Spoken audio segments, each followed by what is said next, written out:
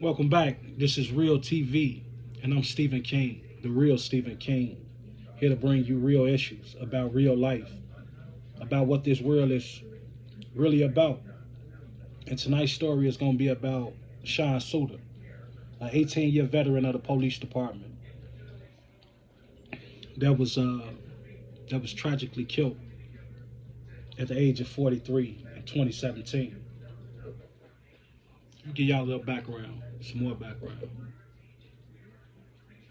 This to me is the first step of acknowledgement. First step to acknowledge that Sean is the beginning of what my family needs, which is peace of mind. Emotional moments for the widow of Sean Suiter after Baltimore City approves giving the family almost $1 million in benefits 3 years after the detective's death. Hello, everyone. I'm Vic Carter. And I'm Nicole Baker. Now, the Suiter family calls this payout a victory.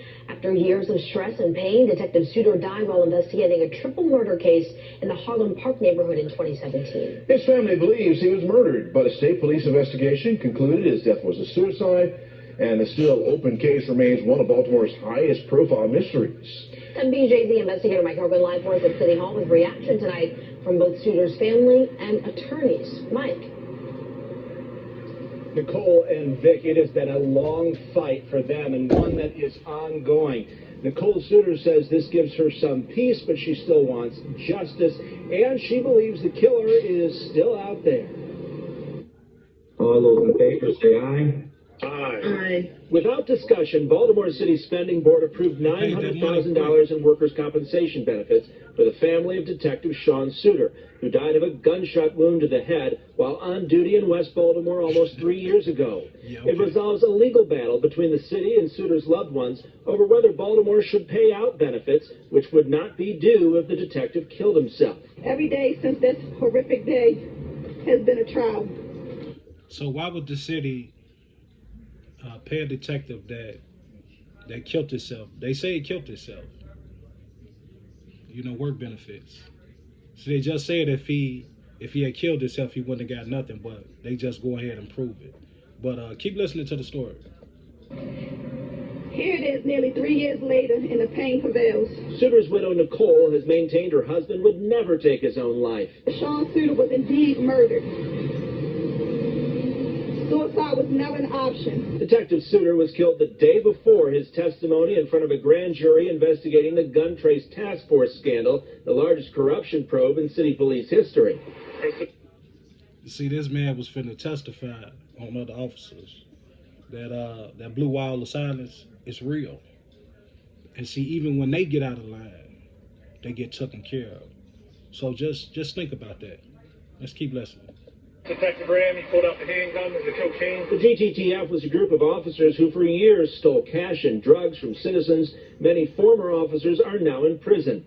The medical examiner still lists Suiter's cause of death as a homicide, but an independent review board hired by Baltimore police and a Maryland State Police investigation both determined the death to be a suicide. No amount of money can bring Sean back, and most certainly no amount of money is worth his life. The Suiter family's lawyer says the death investigation remains open. The family and myself, we're still working actively with the Baltimore City Police Department, and we look forward to a day when the crime is finally solved.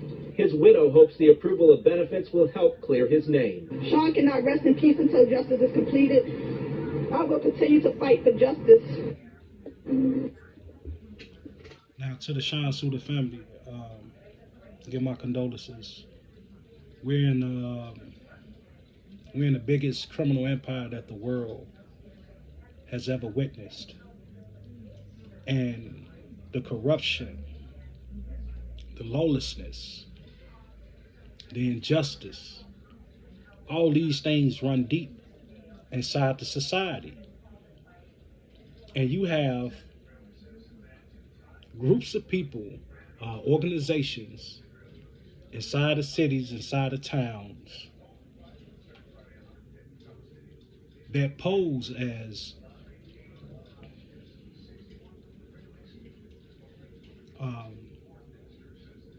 well-wishers, protectors, and leaders of communities, and they just rob you. That's what this whole this structure, this whole system. It's all lies. And they get their own. Like Sean Suiter had been on the force for 18 years, and I guess he had got to the breaking point of just seeing too much crime. So he had a choice to make, whether he was going to join them in doing wrong or expose them from doing wrong. And he chose to expose them, and he lost his life for it. You know, how many of you out there are involved in a quote-unquote legitimate profession, but you're seeing wrong being constantly committed? You're seeing laws constantly being broken. Are you a lawyer? Are you a police officer, a fighter, a city official? Like, this madness has got to an extreme where, like I said, it's all out in the open. They do shit and just, they want his wife to say, oh, yeah, he killed himself. She know her husband didn't kill himself. But they not only want her to believe that, they want the rest of y'all to believe that too.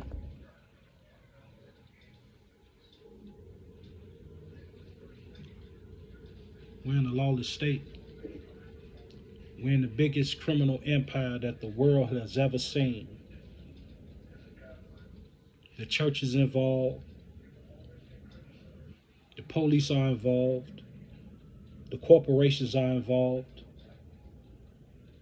Everybody that's within the power structure that's benefit becoming wealthy, multimillionaires 10 times over, are involved.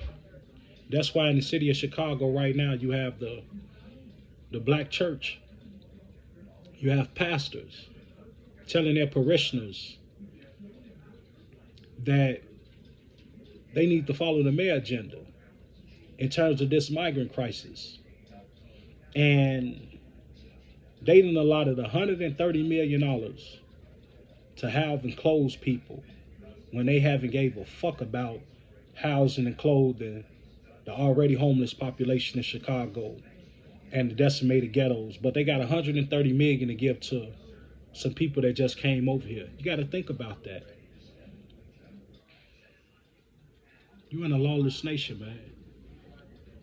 And until we wake up and realize this, when we get to a point where we say enough is enough, where we stop sending our kids into these schools being miseducated, where we stop involving ourselves in the system and making the wheels turn, when we just stop voting, stop protesting, let's just stop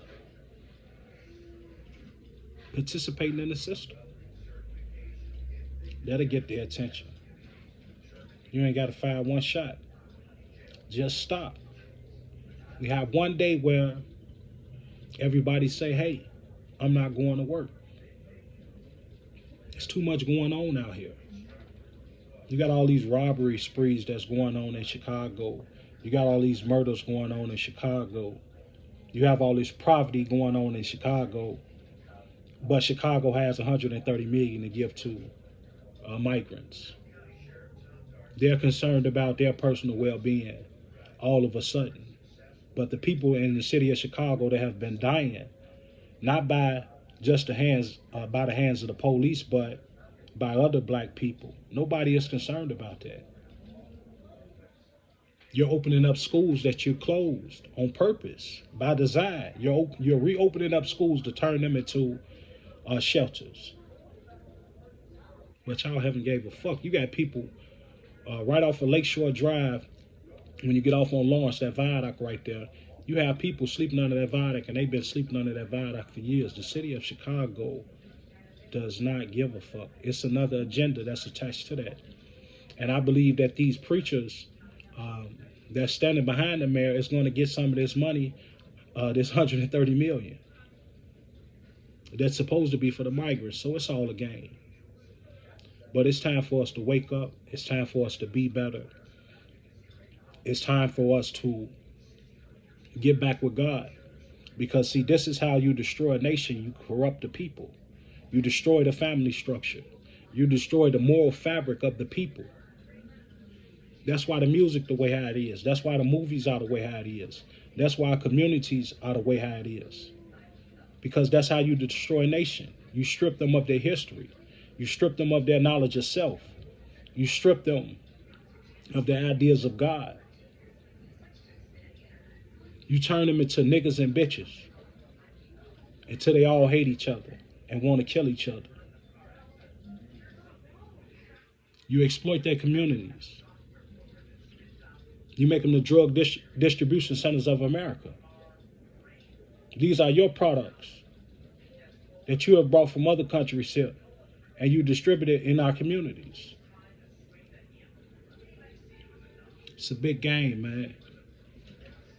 And to be aware is to be alive. Stop hating who you are.